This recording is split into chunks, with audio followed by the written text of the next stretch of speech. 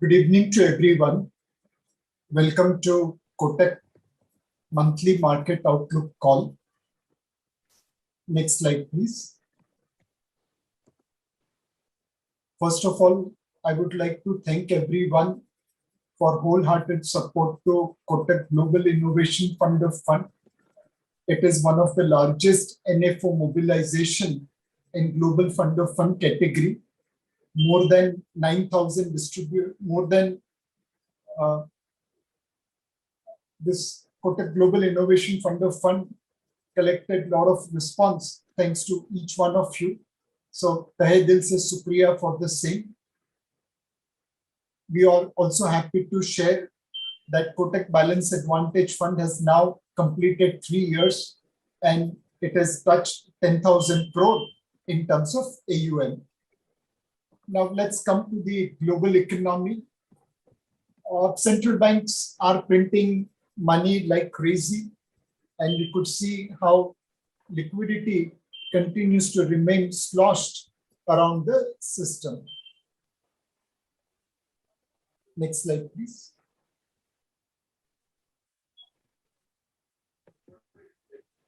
Because there is so much of liquidity, it is funded by government issuances, and global debt to GDP ratio is one of the highest. Now, obviously, this liquidity needs to be invested somewhere, and a lot of it is going into NFTs, cryptos, and also financial assets like equity and debt. Compared to the previous peak of equity and debt as a percentage of global GDP, right now we are at the highest level in the history. When you print a lot of money, undoubtedly inflation starts moving up. There is demand for many products and supply gets restricted. And you could see in 2021, inflation was inching up higher.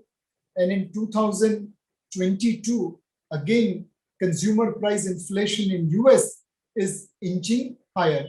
Compared to other years, inflation remains elevated.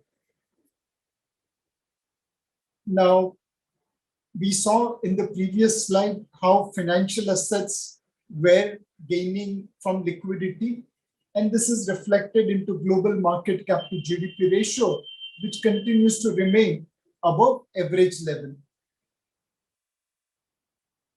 This liquidity has also ensured that we have correction-free market. This is one of the longest home run where S&P 500 hasn't corrected. To some extent, this market movement is supported by corporate profitability, especially in tech sector across the board, whether companies like Apple, Alphabet, Microsoft, Facebook, Amazon, they all have demonstrated increasing profitability ranging from 47% to 166%. The increasing profitability of tech has ensured that healthcare plus technology as a percentage of market cap has moved from 24% in 2008 to almost 43% in 2022. And financials and energies, which were about 45% of total market cap in the late 90s, have come down to as low as 18%. There is a role reversal between healthcare and technology kind of innovative sectors versus financials and energy kind of old economy sectors. The inflation fear has been running high as demand was high, supply was less, but most central bankers are assuming that this growth in inflation is transitory in nature and somewhere we are reaching the peak. Now, the real question is, when will Fed raise interest rates?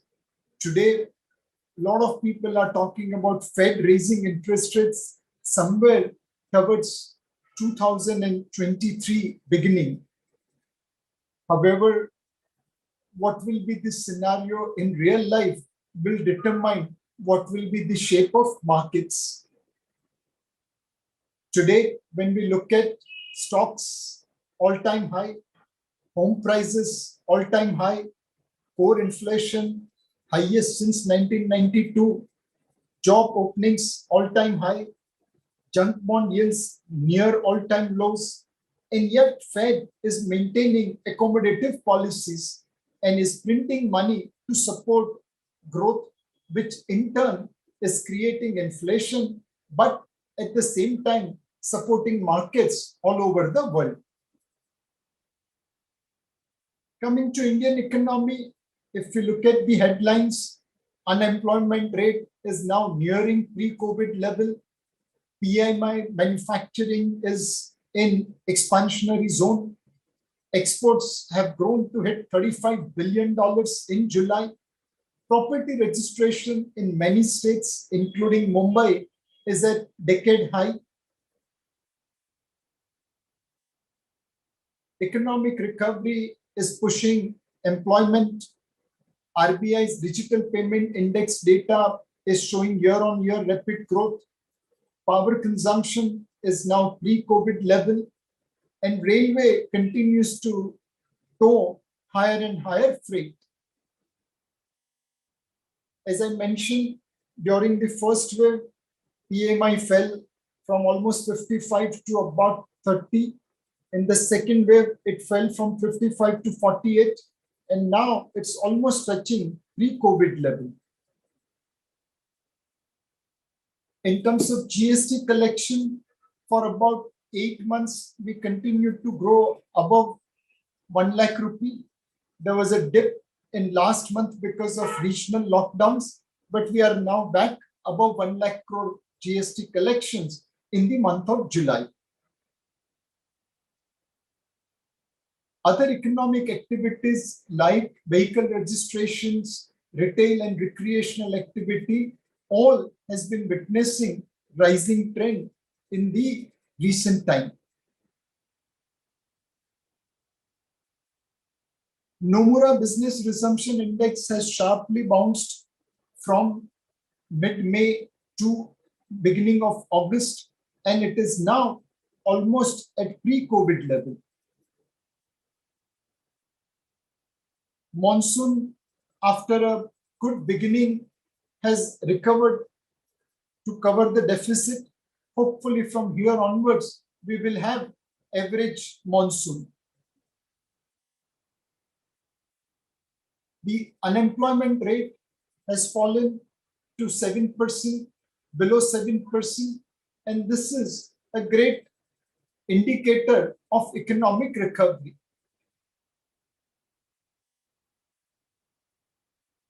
India will be one of the fastest growing economy in the world in 2021 as well as 2022. And more importantly, while 2021 GDP growth projection has been revised downwards, 2022 GDP growth projection has been revised upwards. This year, the government is getting good amount of tax collection, and that has ensured that the fiscal deficit is one of the lowest in recent times. Government spending is slowly and steadily increasing as they realize that they have the fiscal space. If BPCL and LIC is divested this year, then government will have fiscal space of probably more than 1,50,000 crore to support economy. Are there any cause of concern?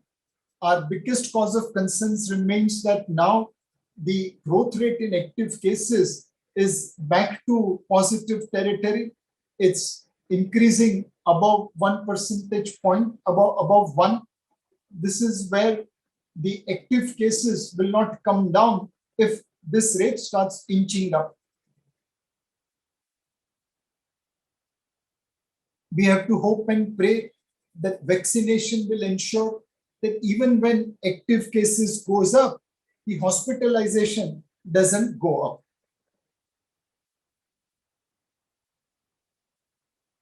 The whole focus of the market will be towards the third wave and the ferociousness.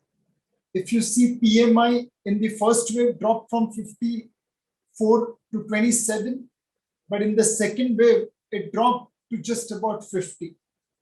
The GST collection dropped from 1 lakh crore to 32,000 crore, but in the second wave, it didn't fall as much. Business resumption index during first wave crashed by almost 55%. The second wave, it had crashed much less. As long as in the third wave, PMI stays above 50 plus, GST collection remains 1 lakh crore plus, and business resumption index remain 70 plus, I think markets will be fairly comfortable. Coming to equity markets, the sharp bull run in small and mid cap continues, led by mainly metal stocks. Over last 1 year, mid caps have delivered double the return of large cap, and small caps have delivered almost 2.75 times return compared to large cap.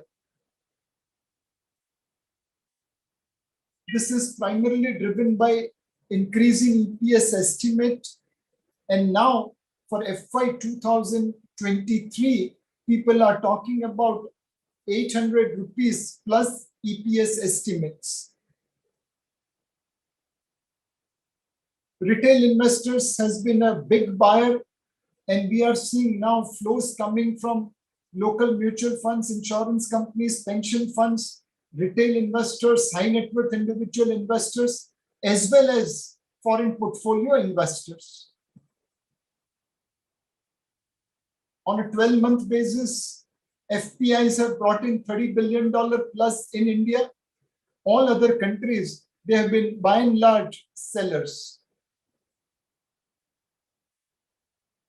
At this point of time, what should be our call to investors? Well, we believe this is time to be equal weight from a valuation point of view, as well as momentum point of view. This call is same as last month. From a valuation point of view, against our historical average of 77% to 77% for market cap to GDP ratio, we are currently at 104%. This looks higher over the average, but compared to global market cap to GDP ratio of 138%, this looks reasonably lower. On a price to earning basis, against historical average of 18, 21 times forward does not look too out of place. On a price to book basis, against historical average of 2.63 doesn't look out of place. This is all possible because of the strong corporate profitability growth witnessed. In June 20, NSE 500 companies profit was 32,000 crore roughly. In March 20, it's almost 7 times higher at 210,000 crore. If we annualize 210,000 crore, next 4 quarters profit could be about 840,000 crore.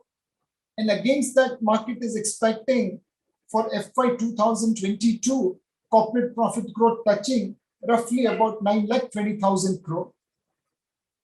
This creates wide divergence between the trailing P and forward P. Trailing P looks 34.4 times, but the forward P just looks about 23.5 times on FY 22. How come companies have declared so much of profit?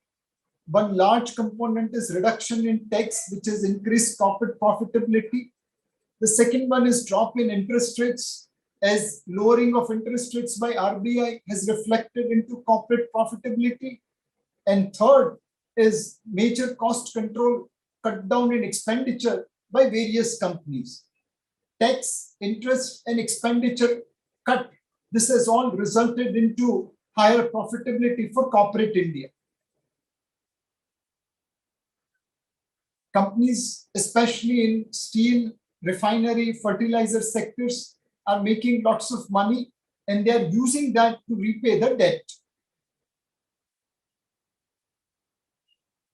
Our call at this point of time remains equal weight to equity as an asset class. Within that, marginally overweight large cap and marginally underweight small and mid cap. The reason why we believe it is time to be marginally underweight small and mid cap is the recent rally in small cap index. And this rally is almost bringing them to 2010 or 2017 level of valuation. Of course, in the bubble month of January 2008, this was much higher. Our objective of giving this marginal underweight small and mid cap is again driven by more discipline. There is very fine line between lobe and lab. One small incidence and gains could disappear, and that is why this discipline is necessary.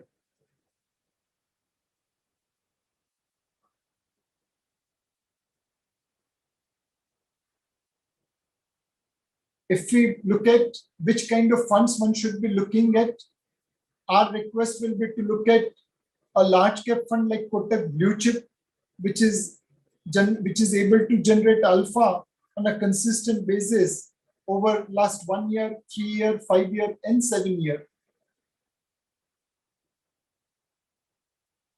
Kotak Asset Allocator Fund is a Harfan fund. It's all-weather fund. It's kind of fill it, shut it, forget it kind of fund. And it has not only delivered alpha, but it has also delivered solid double-digit return.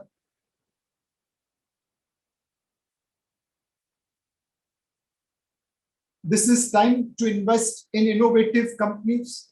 We were one of the first mutual funds to launch a Kotak Pioneer Fund, which was investing in local as well as global innovative companies. And since inception, it has delivered 35% compounded return as well as alpha of almost 9% plus. Kotak Global Innovation Fund of Fund, again, is a fund in similar mold. It's investing in global innovators, and that fund also has a good track record of generating alpha as well as return.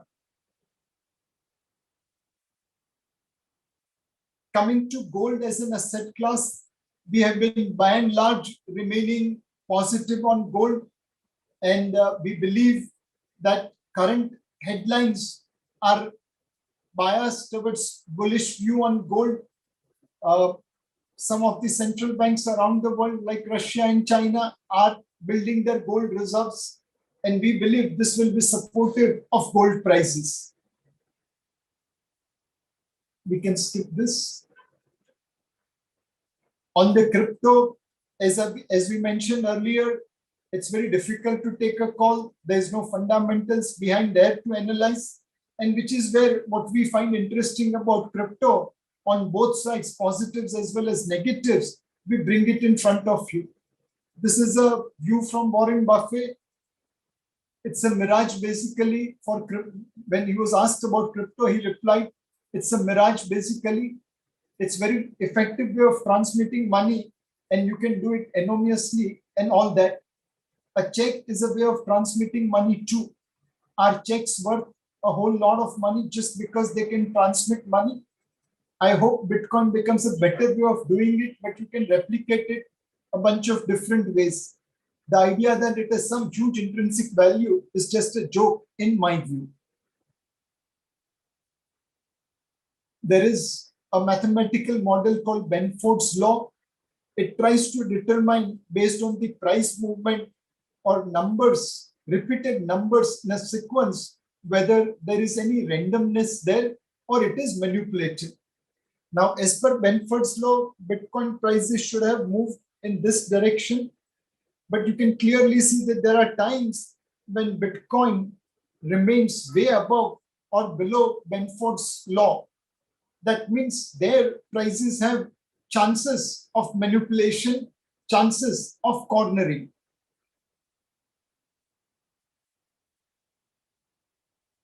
Nasib Taleb continues to say that Bitcoin is worthless and blockchain is useless. Nasib is one of the foremost thinker of 21st century, and his view on cryptos is worth keeping in mind. At the end of the day, we believe it's difficult to analyze crypto. It's a high risk, high return gamble, and you should put that much money in cryptos which you can afford to lose. Now, let's come to the active versus passive funds. Today, a lot of people are talking about how passive funds do well and why investors should consider passive fund. But please remember that even passive funds continue to underperform benchmark indices. So it's not just the active funds which underperform benchmark indices. Passive fund per se also underperform benchmark indices. Thanks to our fund managers across most of our funds, we have been able to generate positive alpha on a 1 year, 3 year, 5 year, and 7 year basis. Small cap fund alpha, just remain here. Small cap fund alpha, when I was showing to someone, he said that Nilesh bhai, your small cap fund is like Jack Kallis, the famous South African cricketer. Jack Kallis was a great all-rounder and he scored more runs than Rahul Dravid and who took more wickets than Zahir Khan. So Jack Kallis was combination of Rahul Dravid and Zahir Khan put together. He says, Nilesh bhai, your funds have not only delivered equity return, but generated alpha, which is better than fixed income fund. So you should actually market your fund as a Jack Kallis fund, which delivers alpha like fixed income funds and equity return on side. This is a very nice way of putting by that distributor. But all I want to focus upon that good fund managers do generate alpha. People like Harsha, Harish, Pankaj, Devinder, Shivani, Hiten, they are all capable of generating alpha and bearing one or two funds in small time period where alpha is not generated. We have been able to generate alpha almost everywhere. Next slide, please. When we come to SIPs, next slide, please. Our funds have generated, again, Jack Kallis kind of performance. They have given equity kind of return, and they have also delivered alpha, which is comparable to fixed income funds.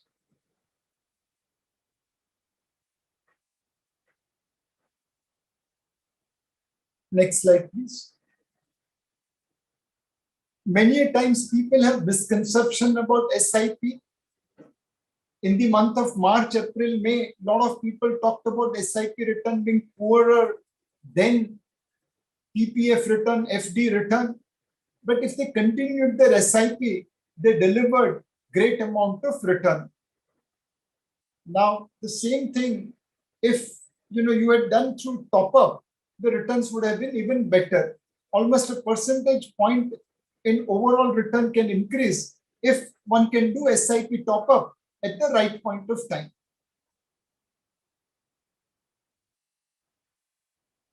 Let's go to the fixed income market.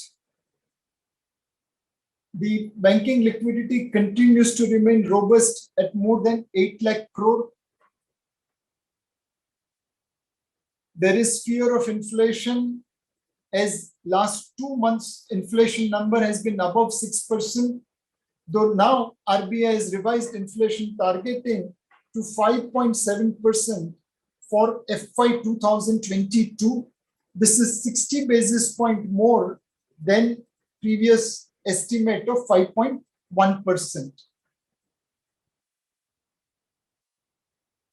We believe at this point of time, carry strategy will deliver better return in fixed income funds. The 5 to 7 year segment of government securities appears to be better position to take care of rising interest rate and at the same time give carry.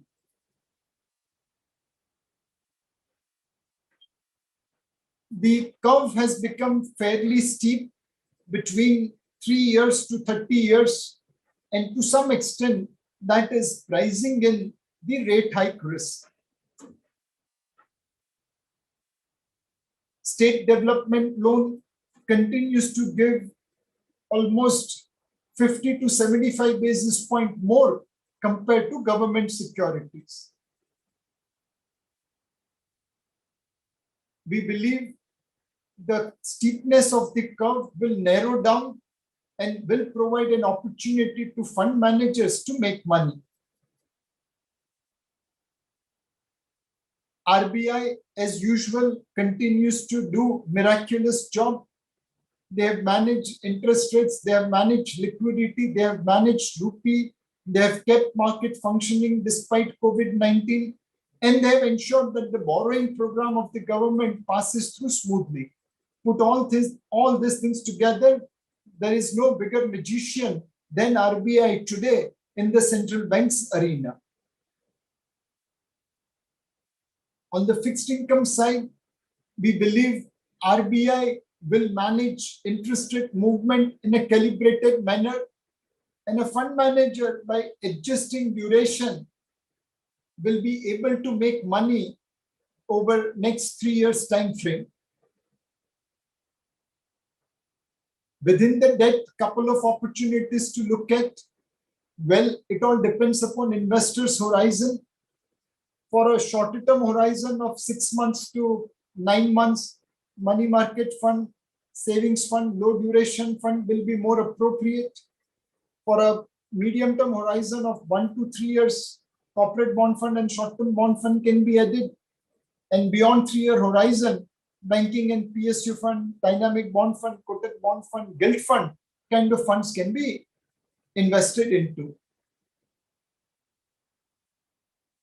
Our dynamic bond fund continues to do well.